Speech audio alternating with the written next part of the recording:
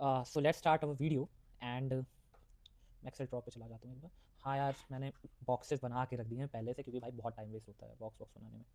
तो चलो यार शुरू करते हैं। क्या पढ़ रहे हैं आज हम लोग पढ़ रहे हैं एम एल। क्या हो गया? रुको भाई, इतना छोटा छोटा क्यों आ रहा है, क्यों आ रहा है? अब आएगा अच्छे से। तो क्या हम लोग आज पढ़ रहे हैं? आज हम लोग पढ़ रहे हैं M L model life cycle. Okay, M L model life cycle, ठीक है। अब यार पहले मैं एम के बारे में कुछ बता देता हूँ, ठीक है, जो नए होंगे उनके लिए। ठीक है, तो यार देखो क्या होता है। मशीन लर्निंग एम का यूज़ हम लोग करते हैं, अपने मॉडल को ट्रेन करते हैं, उसमें मल्टीपल डेटा का यूज़ करके उसे एनालाइज करके उसे इस लायक बनाते हैं कि वो प्रिडिक्शन कर सके या क्लासीफाई कर सके। In short word I can say that वो आंसर आपको बता सके। इनपुट आउटपुट आपने उसे दिया डेटा सेट के हिसाब से, अब वो उसे एनालाइज करेगा, उसमें पैटर्न ढूंढेगा, और फिर जब आप उसे टेस्टिंग के लिए इनपुट देंगे तो कोशिश करेगा कि एक्यूरेट डेटा या एक्यूरेट आउटपुट आपको दे सके। ठीक है, तो ये हम लोग मशीन लर्निंग में करते हैं। ठीक है, मेथड्स होते हैं बहुत सारे, तो ये अच्छा है, इसको पढ़ने की ज़रूरत है आपको अगर आपको इंटरेस्ट है। लेकिन आज हम लोग बात करेंगे लाइफ साइकिल की। तो यार पहली चीज़ जो हम लोग देखेंगे वो है रिक्वायरमेंट। क्यों भाई रिक्वायरमेंट? रिक्वायरमेंट का यहाँ पे मतलब ये है कि भाई क्या करना है, तुझे क्या बनाना है। पहले तो देखेगा ना कि क्या क्लाइंट है या कुछ है, प्रोजेक्ट तुमको बनाना है, उस हिसाब से चीज़ लोगे ना, उस हिसाब से सोचोगे कि क्या रिक्वायरमेंट है। ठीक है, इसके बाद आता है हम लोग के पास डेटा कलेक्शन। अब मैं क्या करूँगा? मैं डेटा कलेक्ट करूँगा। डेटा कलेक्शन, अब डेटा जो होते हैं वो हम लोग के तीन तरह के होते हैं, जैसे आपको पता भी होगा। तो डेटा हम लोग के तीन तरह के होते हैं।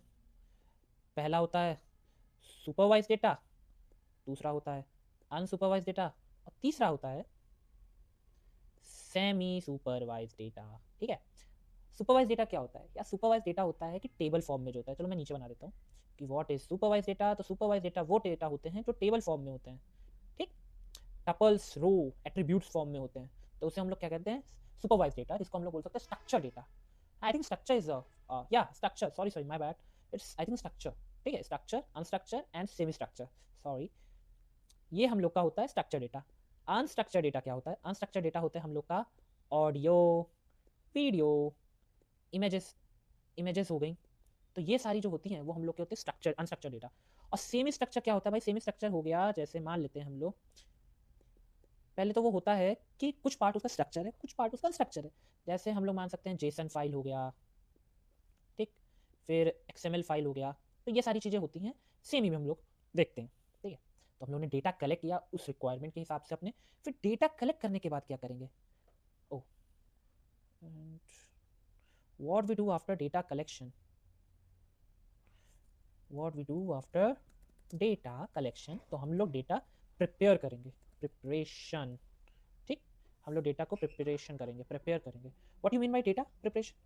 तो यार डेटा प्रिपरेशन से आप ये समझ सकते हैं कि आपने डेटा कलेक्ट कर लिया, अब स्ट्रक्चर है, अनस्ट्रक्चर है, सेमी स्ट्रक्चर है, कोई भी तरह का हो सकता है, या तीनों तरह का हो सकता है, कॉम्प्लेक्स डेटा है, तो आप उसे उस फॉर्म में लाएंगे। ठीक है, जैसे आप स्ट्रक्चर फॉर्म में लाएंगे, जैसे मान लो तीनों तरह का डेटा, या तो आपको स्ट्रक्चर फॉर्म में पूरा लाना होगा या तो अनस्ट्रक्चर फॉर्म में लाना होगा। ठीक है, समझ रहे हैं आप? तो ये होता है। तो पहले हम लोग ने क्या देखा? Requirement. After that we saw data collection and then data preparation. तो डेटा प्रिपेयर में हम लोग देखेंगे कि वन फॉर्म में अपने डेटा को लाएं, convert all data into one form. Good. Now हम लोग का आता है फोर्थ स्टेप, जो कि क्या है? जो कि है डेटा एनालाइज करना, डेटा एनालिसिस। ठीक है, अब हम देखेंगे कि डेटा का यूज़ क्या है। हम लोग डेटा, पहला था रिक्वायरमेंट, फिर डेटा कलेक्ट किया, फिर डेटा को प्रिपेयर किया, फिर आता है डेटा एनालाइज। अब डेटा को एनालाइज करेंगे, इसमें नेम है, इसमें सैलरी दी है, इसमें इनकम दिया हुआ है, इसमें एज दी हुई है, तो डिफरेंट डिफरेंट होते हैं। अब हम लोग ऐसे एनालाइज करेंगे कि एनालाइज के लिए आप क्या क्या यूज़ कर सकते हैं। ठीक है, एनालाइज में हम लोग को क्या सकते हैं, चलो नीचे बना देता हूँ मैं। सो डेटा एनालाइज में हम लोग समझ सकते हैं ऐसे, डेटा को एनालाइज हम लोग करेंगे तो जैसे मान लो एनालाइज क्या करेंगे, हम लोग यूज़ करेंगे मैटप्लॉटलिब का, ठीक है, जो कि एक डेटा सेट है, उसका यूज़ करेंगे, पांडास का यूज़ करेंगे। ठीक है, फिर हम लोग नम पाई का यूज़ कर सकते हैं। ठीक है, तो ऐसे ऐसे चीज़ों का यूज़ करेंगे, फ्रेमवर्क का यूज़ करेंगे, लाइब्रेरीज का यूज़ करेंगे पाइथन की, डेटा को एनालाइज का। लेकिन क्या एनालाइज करेंगे? हुँ? बात तो यह है यार, एनालाइज क्या करेंगे? तो यार एनालाइज हम लोग ये करते हैं, एनालाइज में हम लोग कर सकते हैं आउटलायर ढूंढ सकते हैं, मिसिंग डेटा को देख सकते हैं, हैंडल कर सकते हैं, तो ऐसे टास्क जो होते हैं वो हम लोग इसमें करते हैं, ठीक है। ये सारी चीज़ें होती हैं, ओके। न्यू कॉलम बना सकते हैं, ठीक है। ऐसी चीज़ हो सकती है, अब ज़रूरत है तब, जैसे मान लो कि मुझे मान लो कि एज नहीं दिया है, मुझे दिया है कि बॉर्न डेट, बॉर्न दिया है ईयर, तो मैं एज निकाल सकता हूँ, ठीक है। तो ऐसी चीज़ें करते हैं। मिसिंग डेटा हैंडलिंग मतलब नल वैल्यू है, एम्प्टी वैल्यू, तो उनको हैंडल करना, ठीक है। आउटलायर का मतलब क्या होता है, आउटलायर समझा देता हूँ। देखो यार, आउटलायर का मतलब ये होता है कि अगर मान लो मेरे पास एक डेटा सेट है, इसमें नंबर ऐसे दिए 1 2 4 5 7 सॉरी 8, एंड मान लो लास्ट में मुझे दिया है 700, तो आप देख सकते हो इसके ध्यान से कि ये आउटलायर है एक, ठीक है। ये एक आउटलायर मतलब एक रेंज हो, जैसे मान लो मैंने रेंज दी होगी इसको 0 से 10, ठीक है। तो यहाँ पे ये एक आउटलायर है, तो ऐसा नहीं कि मैं इसको रिमूव कर दूंगा, इनको हैंडलिंग करना हम लोग सीखते हैं कि अब इनको हम लोग कन्वर्ट करेंगे कि इस रेंज में आ जाए सारी वैल्यू और हम लोग सबको यूज़ कर सके, ठीक है। ये हम लोग किसमें करते हैं, ये हम लोग करते हैं डेटा एनालिसिस में।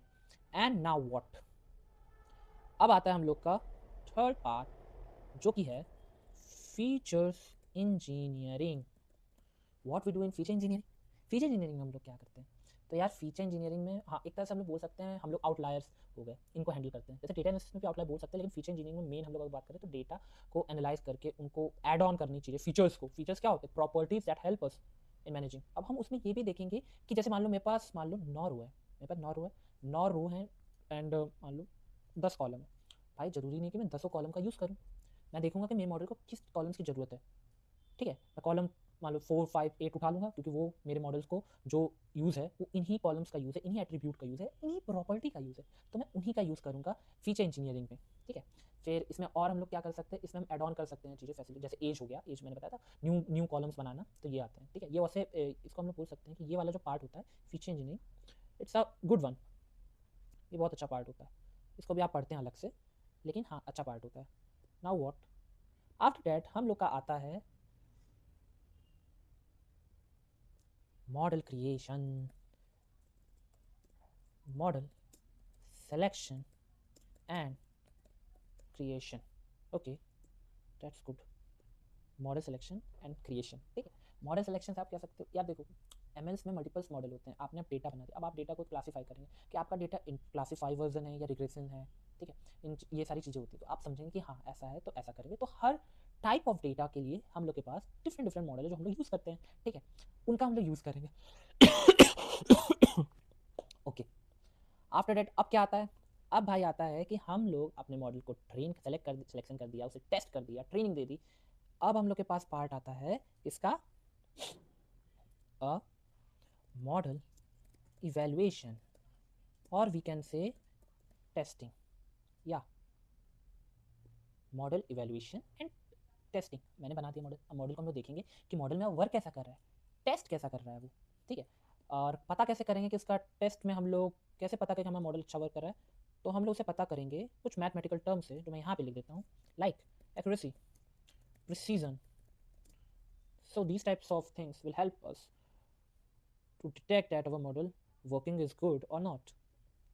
After that, if we saw some faults in our model, or we are able to update these accuracy or growth in accuracy and precision, so we do some changes in our model.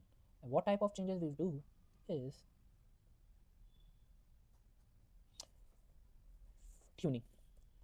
अब देखो यार, tuning का मतलब आप ऐसे समझ सकते हो कि मैंने मॉडल किया, मैंने सेलेक्ट किया मॉडल्स, मैंने हाँ अच्छे से पूरा मॉडल समझा, ठीक है, बहुत बढ़िया बात है। मॉडल ट्यूनिंग में क्या करेंगे, हम चेंजेस लाएंगे, ठीक है। तो मॉडल ट्यूनिंग में बहुत सारे चेंजेस हो सकते हैं, मैं मॉडल का टाइप चेंज कर सकता हूँ, जैसे मैंने लिया था लॉजिस्टिक, मैंने लीनियर कर दिया, या रैंडम डेटाबेस या डिसीजन ट्री, इन सब का यूज़ कर सकता हूँ, ठीक है, रैंडम फॉरेस्ट, सॉरी, ठीक है, इनका यूज़ मैं कर सकता हूँ, देख सकता हूँ। या हम लोग कुछ कॉन्स्टेंट इसमें यूज़ करते हैं, जैसे learning agent, I think one of this is learning agent, तो उन सब की वैल्यू जो है हमें चूज़ करनी होती है। तो हम लोग क्या कर सकते हैं कि अपने मॉडल को मल्टीपल चीज़ों पर ट्रेन करते हैं और फिर देखते हैं कि सबसे ज़्यादा एक्यूरेसी प्रिसीजन किस में आ रहा है, तो फिर हम लोग का बेस्ट मॉडल मिल ही गया, ठीक है। तो हम लोग ने ट्यूनिंग भी पढ़ ली, बहुत अच्छी बात है। And after tuning the main part is deployment.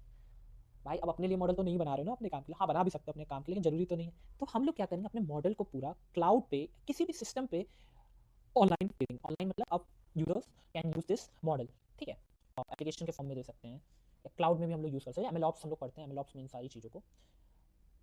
सो हम लोगों ने पहले क्या पढ़ा, रिक्वायरमेंट थी, फिर डेटा कलेक्ट किया, डेटा को प्रिपेयर किया, एनालाइज किया कि इन चीज़ की जरूरत है, इन चीज़ की नहीं है, ये मिसिंग वैल्यूज, इनको हैंडल करना सीखा। फीचर इंजीनियरिंग किया कि हम लोग न्यू फीचर्स क्या ला सकते हैं, जैसे ए निकालना हो गया, multiple selections of columns that will help in designing the model.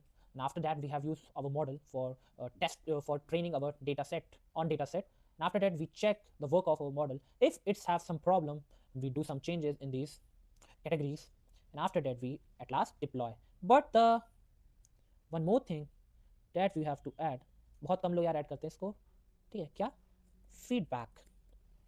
तुम्हारा यूज़र तुम्हारे मॉडल को यूज़ करेंगे, ठीक है, मान लो कि भाई तुम्हारे पास जो डेटा था उसमें वो चीज़ नहीं थी प्रेजेंट जो यूज़र लेके आया, ठीक है, उसमें वो फेल हो गया, या कोई भी ऐसी एरर्स आ रहे हैं जो यूज़र फेस कर रहे हैं, कस्टमर फेस कर रहे हैं, okay good one, customer face कर रहे हैं, तो आप वो फीडबैक आपको देंगे।